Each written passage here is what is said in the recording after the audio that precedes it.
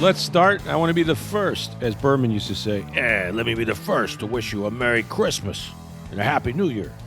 It is Christmas. I got the memo. I always work. They have to remind me. Well, it's Christmas Eve. It's Christmas Eve today. Yeah, well, I mean, for some people, now we're not this family. Some people open presents on Christmas Eve and not Christmas morning. I'm a Christmas morning guy. You guys? We're Christmas morning. We usually do one or two gifts on Christmas Eve. Okay, that's fair. That's fair. But I've always been a traditional Christmas morning guy. Christmas Eve, though, is really my favorite part of Christmas because it's the anticipation. Always was as a kid, you know. You go to bed, you listen for Santa, you know, that whole thing. And God knows you want to go to bed early because, you know, they want you to sleep, which you never can. But now, you know, from the time I was a young kid, just a Ute back in the day, a friend of mine and me got into, you know, some people have these traditions, right? You know, bake cookies or whatever. We always leave cookies and milk for Santa, that kind of thing. Yep. And carrots for the reindeer. Carrots for the reindeer outside, absolutely. So we've done that. But Christmas Eve was when, and I don't know how you are about Christmas movies. I'm okay with some of the Christmas movies. I don't watch them all the time. You know, I've done the Home Alones. I've done, you know, Miracle on 34th Street and Christmas Story and all that. But the one that matters to me is It's a Wonderful Life, which is arguably one of the greatest movies ever made, in my opinion. But I have to watch it on Christmas Eve, not Christmas Day, not before Christmas Eve, but Christmas Eve. And it's got to be the black and white version because they colorized it, I think, years ago, you know, when Turner did all that stuff. But still one of the greatest movies I think ever made. And, you know, just, you know, that scene where, you know, he, of course, if you're familiar with the story, George Bailey, you know, wanted to travel the world. His dad dies. He takes over the savings and loan. You know, something happens, and you know, Mr. Potter, that basically runs the town, you know, tells him he's not going to amount to anything, and that he's worth more if he were dead than alive because he had this insurance policy, and so he had this angel Clarence, and he says, you know, I'll grant you one wish. He says, I wish I was never born, and then Clarence shows him just what the world would have been like had he never been born, and just how awful things, because he had such an impact on everybody's life. And so at the end of the movie, of course, you know, he's running through Bedford Falls, man, and that scene with the snow coming down, and he's like, Merry Christmas, your old savings and loan. You know, he's all happy, he's giddy, and you know, and then the conflict with Mr. Potter, you know, you spin your webs, you're like a little scurvy spider.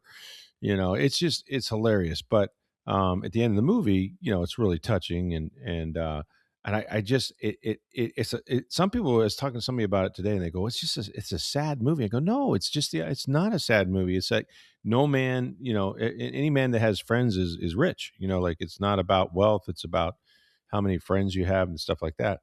So that's my tradition, is to, and very often I'm, everybody goes to bed, you know, presents are out, and I'm up watching It's a Wonderful Life with a tear come down my cheek. But it's weird. I know it does. I mean, I don't know why I still do it, but it just gets me every time.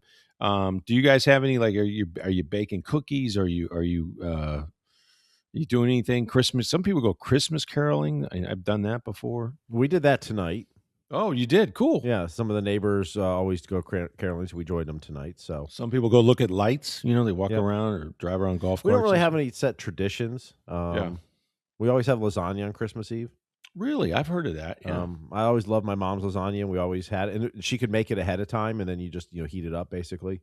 That's a good idea. I think that's why it was always that way. So, you know, she might have made it a day or two ahead of time or in the morning. Yeah. But then you heat it up, so... And I love there's a lot of food so. preparation going on this time of year. You know, sometimes it's for the Christmas dinner, right? Yeah, Mom would be baking preparing the turkey to bake the next day, and I was the guy that would.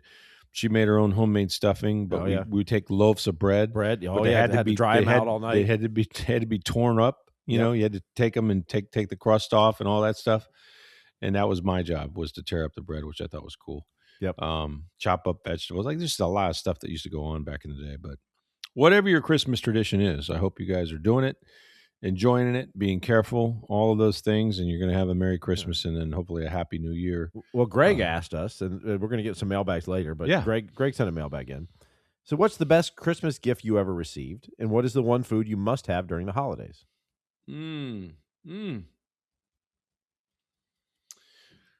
Well, I had a couple Christmas gifts. I'm not sure one was the best at the time. I thought it was pretty cool, and I've become less sentimental about it. One time, my dad had the great idea to buy us a dog, and we didn't have pets at the time. Now, I Mhm. grew up with pets, as it turns out. This was our first dog, and he got not just any pet, but he got a Chinese pug. I don't know if you've seen these things, Mhm. like in Men in Black,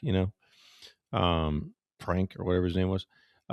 So this Chinese pug shows up on Christmas morning and is adorable little puppy. And its name it was named Champ. I don't know why, but it was named Champ. But turns out within a few days, Champ had an eye problem and was like blind. We were like, wait a Oh minute. no. Yeah, exactly. We had just gotten a little bit attached to Champ, and like Champ went back. So we ended up with another pug right after that, the replacement pug, who was a female by the name of Candy. And when you know that Candy would live for like 18 years, and I can remember this becomes a really sad story, but I would have to say it was a good gift because you get attached to dogs, right, a little bit. But Candy lived so long and was just it's one of those things where it's like, okay, are we going to put this dog down? Like, what's going to happen here? But one night, and it became a country song for me. God, I can't believe I'm telling the story. One night, I was out with some friends, and they were my friends, and they still are. But as high school kids would sometimes do, we got in a fight over a girl. A girl. What? That Yeah. never happens. Yeah, and it was one of my best friends, and I was mad at him because I kind of had my designs on this one particular girl, and he was, trying to mac on it, and so I found out, and I kind of challenged him to a fight, and one thing led to another, and I was winning. Anyone, the guy that was there can tell you I was winning. He had to peel me off, but then there's always that one punch you never saw coming at the end of the fight, and the dude broke my nose. Like it's in the dark. I never saw it. Bam, breaks my nose. Breaks my nose. I'm bleeding. Like you've seen broken noses, man. Like it, Mhm. you know. So now I'm outside. I'm about 17 years old, and I'm in the yard, and I got blood everywhere. It's just pouring out of me. And I got to clean myself up. I go inside, and I've lost my girlfriend. Okay, so to speak. Not to him, but just um, and my best friend broke my nose. I got in a fight. I got two black eyes are forming at this time. And then I go inside and there's an old country song by Debbie Boone, which was Pat Boone's daughter. And remember the song was called You Light Up My Life? So I'm sitting there with two swabs up my Mhm. nostrils, right? Black eyes forming, eyes watering. And I'm hearing, You light up my life. You give me hope to carry on. And I'm going, Oh my God, please stop. Stop. So finally, it gets worse. I stop the bleeding. Okay.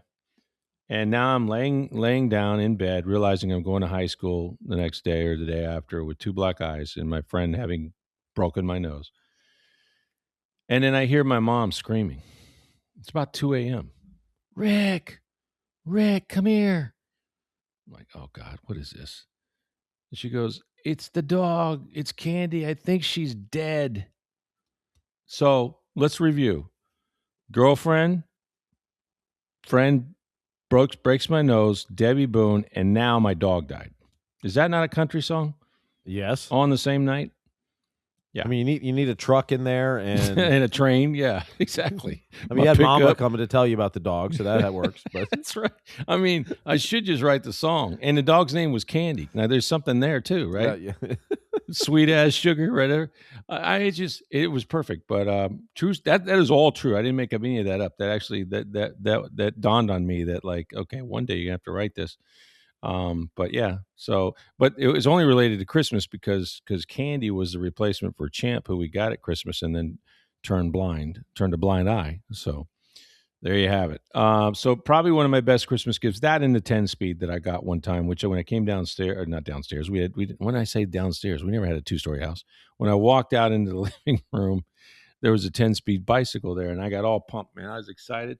my sister ran up and said, "Oh, you bought me a bike." And I'm thinking, wait a minute, this is yours? Because I asked for the 10-speed. How can this be yours? And I was like really down. I was like, oh man. I was like, no, Leslie, that's Rick's bike. I was like, yes. So that was pretty cool. What was the other question? Best one food you must have. Oh, the food. On Christmas, I don't know. This is pretty much Christmas and Thanksgiving. We always did turkey on both. And I'm not a turkey guy, but I am a turkey stuffing guy. My mom, again, staying up the night before, shredding all that bread, and she would chop up the whatever was in it, like the celery or the whatever, and she basted her own turkey, and she stuffed the stuffing inside the turkey so the juices came. Anyway, she made the best stuffing in the world and the best gravy as a result of it too. And I would just go to town on that. Like that was my favorite food, which is probably not good for you, but at that time I weighed about 96 pounds. It's the holidays. It's okay. Yeah, you can let it go, and I could eat anything I wanted to then anyway because I never gained a pound. That's true. But yeah, I would say that. So there you have it. How about you? So you got to have some big memories. I think the best gift I remember was the first computer we got. Oh, that's huge. It was an Apple II GS. Ooh, wow. So that was huge.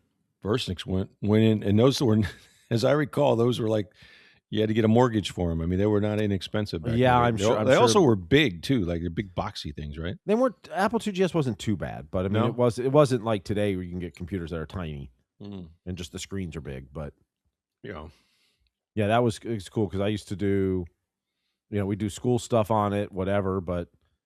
I'd keep track of fantasy baseball stuff on there because, you didn't have apps to do fantasy football and baseball. You had to manually do everything. Yeah. And I was the one in our, as a kid in our leagues, keeping track of the stats and every week having to do that and stuff. So. Now, was that the family computer or was that your computer? It was a family computer, but. Yeah. But yeah, that was the one because we wanted a computer and got it. So. Huge. Yeah. That was probably the best gift. And then food? We always did turkey because my mom loves turkey growing up, but now I'd rather do ham. We'll do a ham. Yeah. We do both now. We'll get a honey baked. That's our thing. Get a honey baked ham and then and have a turkey breast, not a whole turkey. But yeah, I always love the cookies, although I don't eat less of them now than I used to. But yeah. The Christmas baking is pretty much the chocolate chip, the oatmeal raisin, the Hershey Kiss, the whatever cookies. Yeah. You put the Hershey Kiss on top. In the middle, yeah. I love those. Yeah, we did those. Sugar cookies with sprinkles, of course, and icing. And there were pies. I remember pumpkin pie and pecan pie, which I loved. And then my dad had this thing. I don't know if you've ever heard of it. Mincemeat pie. Have you ever heard of that? I've heard of it. I haven't had it. Yeah, but. It's like fruity. It's different. It's acquired taste. It's probably a Southern thing. And my guess is it's a Southern thing because he was from Greenville and they did a lot of baking and cooking and stuff like that. But yeah, man, the holidays are the best, man. It just brings up all those memories and it's a wonderful life. And Merry Christmas, your old savings and loan.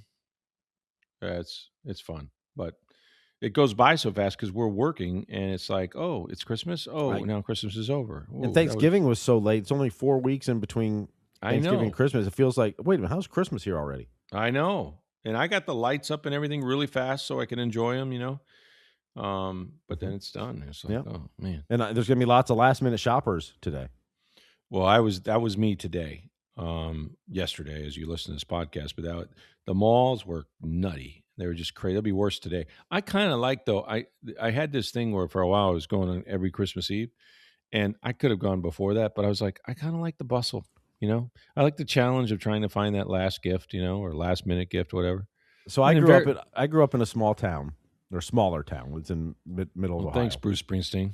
But so my dad or John Mellencamp, who sang that? Yeah. I was born in a small town. That's Mellencamp, right? Yes, but my dad was a local. Was one of the he was one of the heads of the radio station in town, so he knew all the business guys in town. Right? Yeah, he was. So he would go shopping on Christmas Eve every year. And he would take my sister with him. And my sister loved to go shopping, so it was, to get stuff basically for mom. Yeah, sure. The problem is that at the mall, every business guy in town is shopping on Christmas Eve. And so Dad can't go more than 10 steps and running into someone else he knows. And my sister just gets madder and madder. Are we going to shop? Because he has to stop and talk to everybody, because basically every guy in town he does business with is all out shopping on Christmas Eve for their wives. Yeah, they are. And she would come home every year mad. It took us 3 hours because Dad kept talking to people. Yeah. Well, it's like that now, Steve. I go in the mall, people stop me and want to know about the podcast and the Buccaneers and everything else. I can't. They want to know where to get a good watch, I bet. Yeah, they do. And I was just there. I was just right by there. Breitling Boutique, folks. It's a tease and a damn good one. The Breitling Boutique, the Breitling company, from the great Swiss watch company that's been in business for over 140 years. They've been at International Plaza. It was the last day for Santa because he's got to get back up to the North Pole to pack that sleigh. All the kiddos were out. The lines were long. But upstairs in Breitling Boutique, they were busy too because they were selling the most beautiful watches you can imagine. For the men, the chronomats, the Navitimers, ladies' watches, sports watches are absolutely beautiful, very durable. A whole different color array of wristbands for your wife or girlfriend to enjoy. And the big thing was they have on display in the window the NFL collection. What is that? Well, there are 32 teams, folks, and they have 32 different team watches based on their particular color schemes. The face of the watch for the Buccaneers, for example, is red. I saw one from Jacksonville. They have the logo in there. These are collector's items, and they are just, while supplies last. And I don't think they last very long. But if you got time on Christmas Eve, get on down to Breitling Boutique, International Plaza Mall. Take care of your loved one, and you will walk out of there with something that you will enjoy for the rest of your life. It's Breitling Boutique, International Plaza. Let them know you heard about it right here on Sports Day Tampa Bay. So that was a good Christmas mailbag we got there. We'll have a couple more mailbags here coming up in a minute. I just wanted to address kind of what we had a chance to talk to Baker Mayfield, open locker room, couple Pro Bowlers on this football team. How about that? Tristan Wirfs makes his 5th straight Pro Bowl. That's every year except his rookie year. Which, does he deserve that this year? He missed 4 games? He's missed 4 games. He hasn't been as good as he has been. No, has not. Obviously, has had to adjust with with no training camp, no preseason. He told us how difficult it was trying to get his sets right and try to get back into the groove of it in games in real time. And I don't think he's healthy either. No, he's far from healthy. His knee has been an issue, but not as much for one. What's really bothered him lately has been the oblique. He's got an oblique injury, and now he did not practice on Tuesday, which was they decided to go Tuesday, Wednesday, and take Christmas Day off, so they moved things up by a day, and it was a walkthrough. But he did not practice because he has a toe injury, and it's not good. It's taped up. Now I think he'll go, but all those things, it's death by 1,000 paper cuts, and they're probably a lot more than paper cuts. But he's played okay. I mean, listen, the Pro Bowl is as much about reputation as it is about actual play. But there's a lot of good tackles in this league and in the NFC in particular. So it's not that he's played bad. He just hasn't necessarily played up to his normal standard because he's missed games. But I think he's one of the top 2 or 3 tackles in his conference. I mean, I definitely think talent-wise he is, for sure. Yeah. I mean, I think he's played okay, though. I don't know that he's given up a ton of sacks and that kind of thing. No, he hasn't. He hasn't. And maybe I'm just comparing to what he's capable of, and just knowing that. Oh, well, he went a whole year without giving up a single sack. Yeah, I mean, that's he's unheard of. Hurt, and it's not 100%, and so I know that. Yeah, it's not his standard, but it's close to his standard. Yeah, he said that when he was told he was a Pro Bowler, in the morning, they told him and Antoine Winfield Jr. But he said when he was told, he got emotional about it. Because it's been so hard for him to, it just the injury occurred last year, and they really didn't diagnose it until July. And so at that point, he couldn't do anything in the off season. He couldn't do anything in preseason. He couldn't do anything in training camp, OTAs. And then he had, when he finally came back after missing the first 3 games, he wasn't in any kind of shape to play. He wasn't, didn't have the routine and the pass drills and all the one-on-one work you do in the off season that prepares you for that level that he plays at. And so he kind of had to do it in real time. He admits it was a real struggle. But he pressed through, and now I think he's as injured as he's ever been, but still fighting through it. And he's a proud guy. I always said this about Tristan after we got to see how good he was after that first year, that if he played 7 or 8 years, he's going to be a Hall of Fame player. And I will stick to that, because he's going to have however number of years he plays going forward, that's how many Pro Bowls he's going to have. He's up to 5 in a row. If he plays another 2 years, he's a Hall of Fame player, in my opinion. But and a great guy. So I'm happy for him. Antoine Winfield Jr., let's be honest, that's got to be reputation, right? I mean, I think there's definitely part of that. I don't know how many great safeties there are in the NFC. There's not, and that's part of the issue, is that like Budda Baker made it, and Budda Baker has tremendous reputation and a tremendous career. This year, though, like Pro Football Focus does not rate him high at all. Like he's in the 20s among safeties, if you're into that sort of analytics. And I don't think he's made that many plays. Antoine Winfield Jr. hasn't been bad. Like you can't remember, glaring mistakes. He's made a couple of plays, nothing like he did 2 years ago, but he's got, I don't know, maybe an interception or two, a fumble recovery, that sort of thing. He could have scored 2 touchdowns against the Saints. They both got called back for various things, and I think they were bad calls. So he's had his moments, but they've been really few and far between.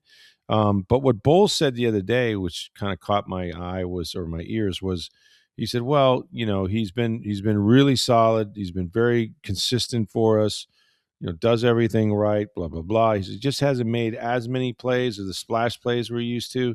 He says, and in some instances, he's back there kind of babysitting. And I went, whoa.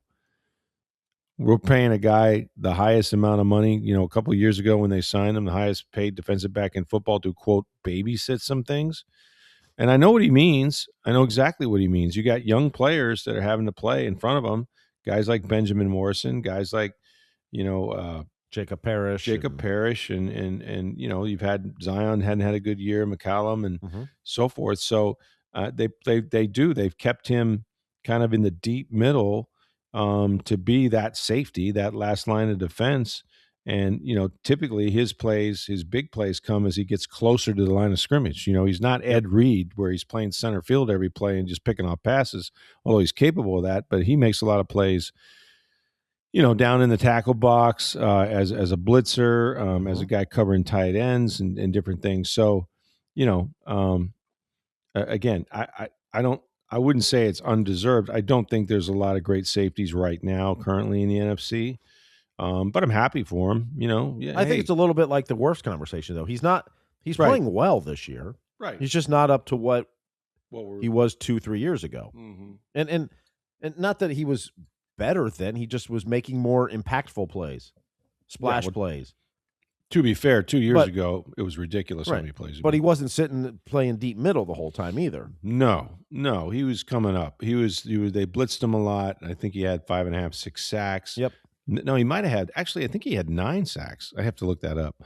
They had damn near 10 sacks 1 year when he broke out, and he was all pro that year, by the way. And then, of course, the next year he only played 9 games. He got hurt. He was just not able to play, so he obviously didn't make the Pro Bowl then.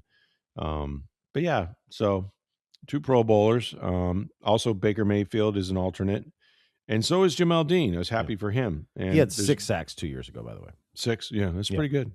But Baker made it as an alternate. So did Jamel Dean. Now with quarterbacks, you're bound to get somebody in the Super Bowl, right?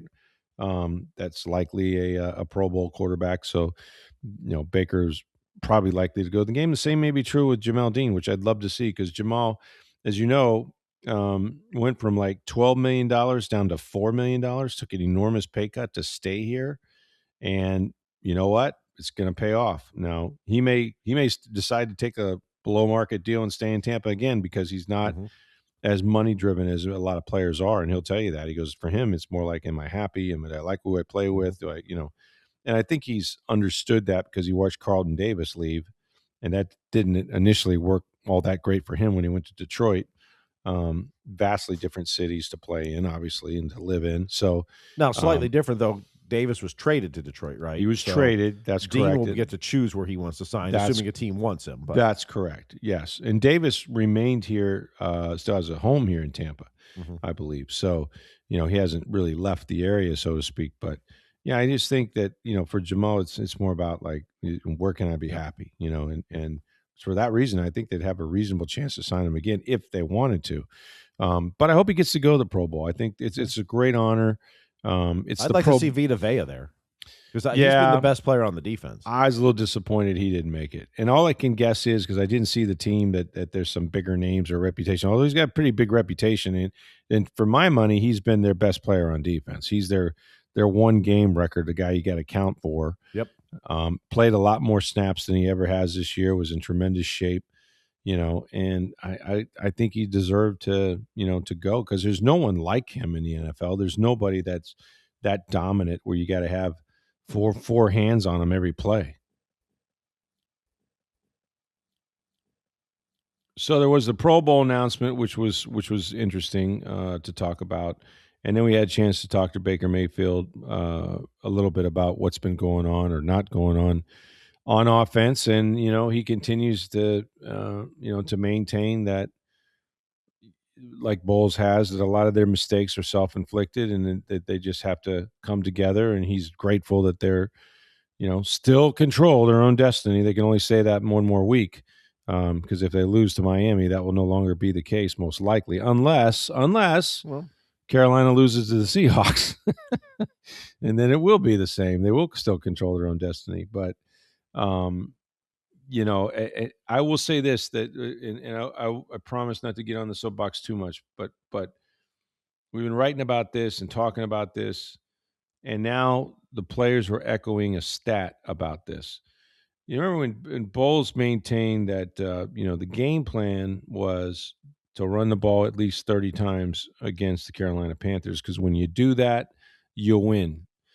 Well, we heard the actual stat that was being fed these players, which is that the Carolina Panthers were 14 when a team rushes for 30 attempts over the last few years, whatever.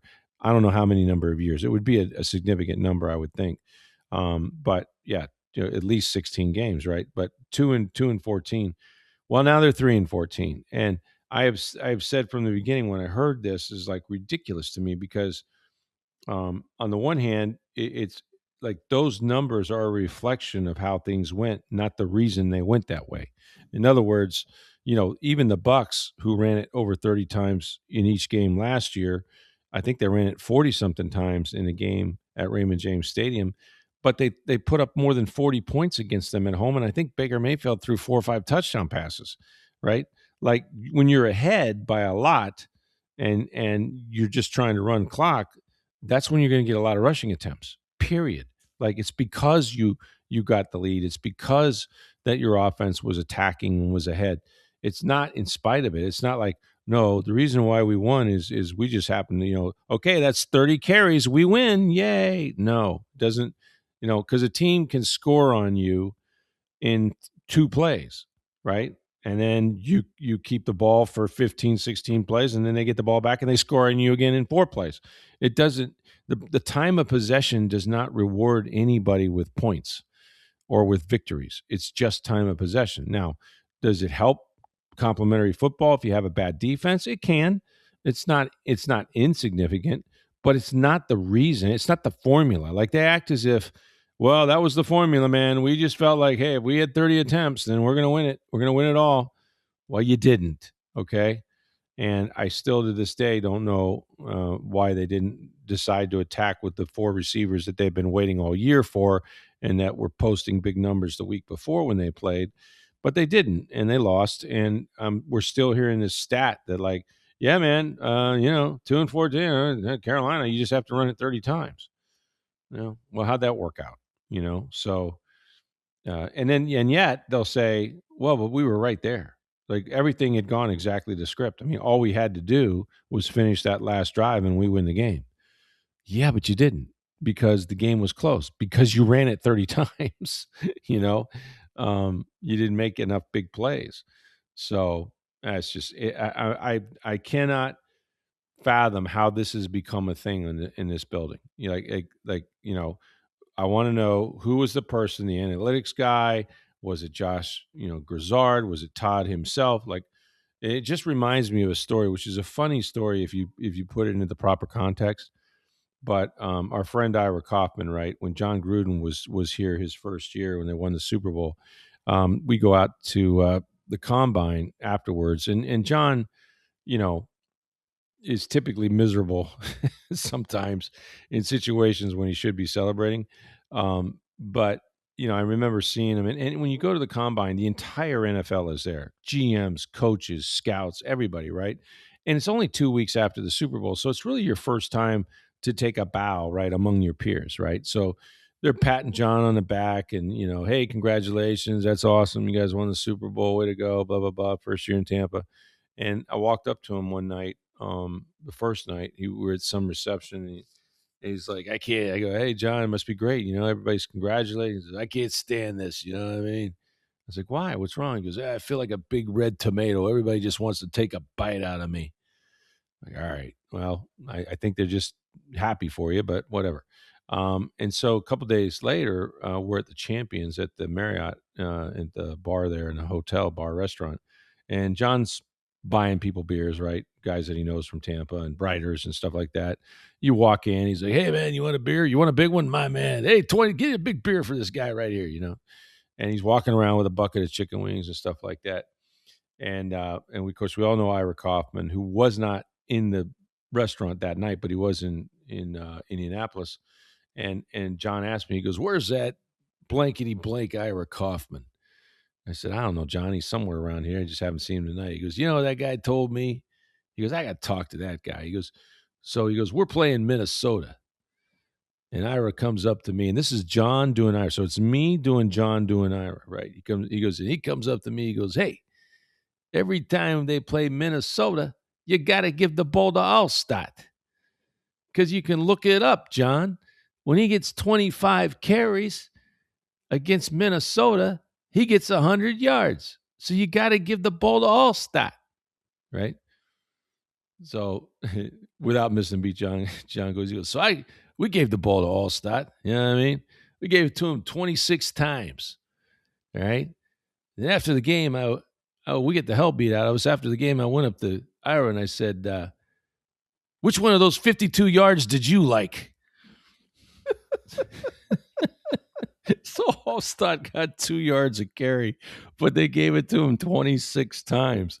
It reminds me of the same thing, right? It's like, all you have to do, give the ball to Mike Allstott, and you're going to win against Minnesota because he's going to get you 100 yards. Well, they gave it to him, and they didn't win, right? So there's no causal, it's like it's a byproduct of winning, right? It's not the reason you won. Okay, if that makes sense. Mm-hmm. So yeah, just funny to me. But that's what it reminds me of. I keep hearing this stat. Yeah, man, 30 times you beat the Panthers. Period. 2 and 14, 3 and 14, whatever. But yeah. So hopefully there's a similar stat with the Dolphins. We'll see. But it's just been kind of crazy this week hearing that over and over again. Like that's some sort of, magic pill or something. I'll say this about Miami. You better stop them from running it 30 times because their run game is elite, A-Chain and those guys. I mean, the one thing McDaniel did, and he did this in San Francisco, he was their run game coordinator with the 49ers. He knows how to run the football. Like, they're really good at it. So I heard Todd Bowles on his radio show tonight say that he's a lot like Jahmyr Gibbs. He is. That's exactly what he compared him to, Jahmyr Gibbs, which they have never stopped, right? Like, he's their kryptonite. Not many people do. Mm-mm. Explosive. You give him the open field, gone. Like, to the house, man. So, yeah. This game, like every game they played in the last 3 months, it would be close. If not, they'll have trouble winning. And I know they got a rookie quarterback in Ewers and all that, but it won't matter. Like, it'll be another tough game. And at some point, the Bucs have to get over the hump, or their season could be over, or they'll go into the final week needing to win against the Panthers to win the division, and then we'll see what happens after that. But they've gone from disbelief, a little bit of, we just gotta buckle down, gotta look ourselves in the mirror, gotta look at ourselves in the mirror to, you know, Bowles' 7 F-bomb tirade, and now I think it's at the point where there's players thinking, well, it can't be all of us, right? We can't, there's 53 guys in here. Like, it can't be us. It's gotta be something we're doing wrong. Like, how about the game plans? How about the coaching? I don't know. But ultimately, much easier to change coaches than it is players. I can tell you that. But we'll see what happens. But yeah, that stat's crazy. All right. We got one mailbag we'll get to. We have a bunch of Bucs mailbag questions we'll do on Friday. We'll do those tomorrow for the preview. Yeah. Well, we're skipping Christmas Day, so the next one will be Friday. So that's right. Well, we're not skipping it. We're celebrating it, but we're just not doing a podcast. Yes, we're taking the day off because you people will be busy. Yes, but Ed had sent us a note. He says, "What should Santa bring the Bucs, Rays, and Lightning this Christmas?" Wow. Okay, that's a whole podcast. What should he bring the Bucs? You could go with new coaches. And Ed, I would go. Well, we're not going to go with coaches. That's too easy, right? Yeah. I'm going to go with a bona fide edge rusher. I think what their defense has lacked, and it's been glaring all year long, really for the past couple of years. I was going to say, it's not just this year. Yeah, it has been somebody who can impact the game, and it just when you have somebody that can get the quarterback on the ground, not just put pressure on him, but actually get him on the ground. It just makes your secondary so much better. It makes your whole defense better, and you can get off the field, and get the ball back to your offense. And they haven't had that for a very, very long time. So the easy answer is there one position, is there one player that you would, if you gave them Micah Parsons, right? Somebody wouldn't even have to be of that ilk, but a Pro Bowl, bona fide, Shaq Barrett when he had 19 and a half sacks. If there's somebody out there that could do that for them right now, be a totally different defense. Now, they still have holes, right? The middle linebackers are slow. And, the corners have been kind of inconsistent, especially McCallum. And they can't cover the middle of the field. Like, there's a lot of things that aren't good. But if you had that edge rusher, if you had that guy that could impact the quarterback that they have to account for, they have to chip on, can't get 5 eligible out on every play. That just it changes how you play the game. So I would say edge rusher for the Bucs. Do we have to do Lightning in Rays? Is that what they said? The Lightning, I would say health. Yeah, you just got to be healthy. Yeah, get your guys healthy. Yeah, I mean they got the players, man. They're off to a great start. Hedman's out till February. Lilleberg's out till at least February. We don't know what Chernek's coming back. Hagel hopefully is back next week. Vasilevsky's been in and out of the lineup, Yep. You finally got McDonough back, and the first game was a little shaky, but by the second and third game, now he looks like he's back. Mm-hmm. Took a game to get his legs under him. Yeah. But, for the Lightning, I would say health. And the Rays, I would say bats. Yeah, you got to score some runs. Yep. They'll find a way to pitch. You've lost Brandon Lau. This is a tough thing, man. Like, it's funny, sort of how we look at Todd Bowles, right? And we go, "Wow, geez, man, you got to fire Todd Bowles." I mean, geez, look at that defense. I mean, look at how bad they were, 5-1, and now they're they can't win a game. They lost 6 out of 7, and it's because of Bowles, and players have no passion or this whatever excuse they attach, but it's attached to your head coach, right? Yep. But if you're the Rays and you never make the World Series, right? It's I mean, look who they're going up against: the Yankees with $250 million payroll, with Aaron Judge, and I mean, the Rays with the money and the few players they have, they do. Kevin Cash is the manager of the year. Well, but there is. I mean, in the NFL, your resources are equal among teams. I realize that. 100%. It's a totally different game, and so what Cash does, I think, is beyond the pale, right? But by the same token, it is a different standard because the games are different. Yeah, and yet, when we look at that, right, no one's coming for Jason Light's job that I know of, right? I mean, you do have a competitive balance. You do have I don't a think salary anyone's cap. coming for his job, but I think some are questioning some of the moves and lack of moves. But they're blaming Todd Bowles. I mean, it's the coach's fault. In other words, if you don't have players in the NFL, it's the coach's fault. If you don't have players in baseball, well, look who he's got. I mean, it's the organization. They don't spend money. It's not fair. Big market teams, right? Yep. You see what I mean? Oh, I know. Absolutely. But Kevin Cash doesn't go to a World Series and will win Manager of the Year. Not once, but twice. But the other part of the Bowles and Light discrepancy is Light won a Super Bowl as a GM. Todd Bowles has not won a Super Bowl as a head coach. Now he was assistant, of course. Yeah. I think you get a little grace period there too. Yeah, because there's just not enough guys walking the planet that have Super Bowl rings as GMs. I mean, that's now. I will say this, and he gets credit for drafting a team that Tom Brady wanted to come play with because if there wasn't talent here, Tom Brady does not choose the Tampa Bay Buccaneers. He was looking for that perfect spot where there was plenty of talent, and he evaluated it. He did the yellow legal pad thing, with a bunch of teams, and he determined that the Bucs gave him the best chance to win. And then he made it better, right? Then he brought in Gronk.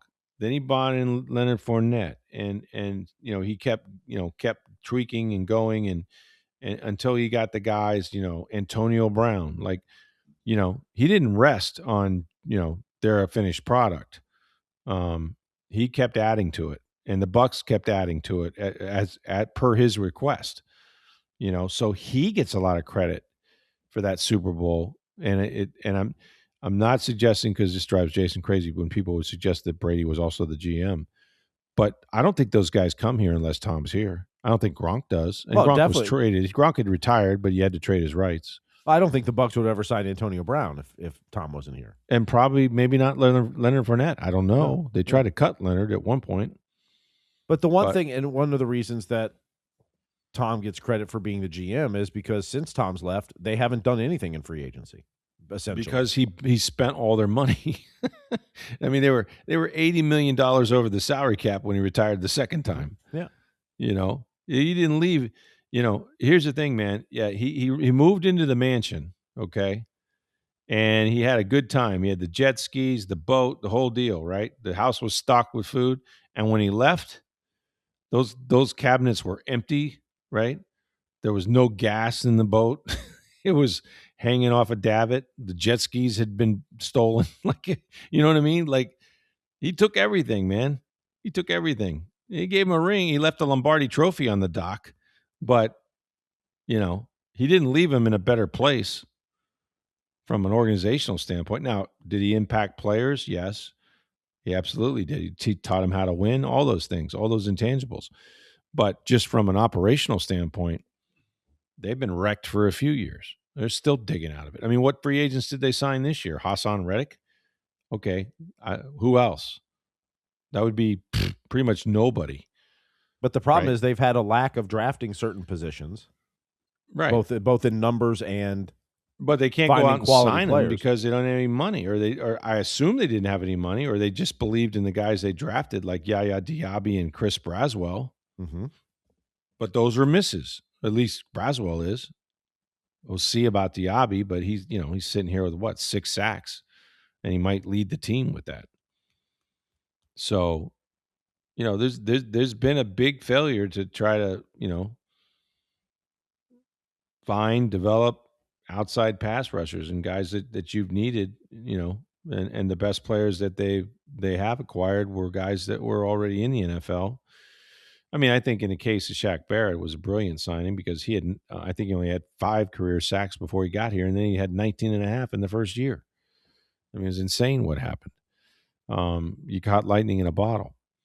But a lot of those players that helped get them over the hump, Antonio Brown, Leonard Fournette, Gronkowski, who was tremendous, by the way, the Super Bowl year, those are guys that were here because of Tom Brady, period. And now you don't have Tom. So who are the free agents? Where are they? Where are they all on offense? Like, instead, You re-sign Chris Godwin, even though his ankles turned the wrong way. You bring back Mike Evans again. You pay your 2 tackles, which made sense. And pretty soon you have all this money tied up on offense, but you really haven't added to it. Baker's in his second out of 3 years and still in a market-friendly deal.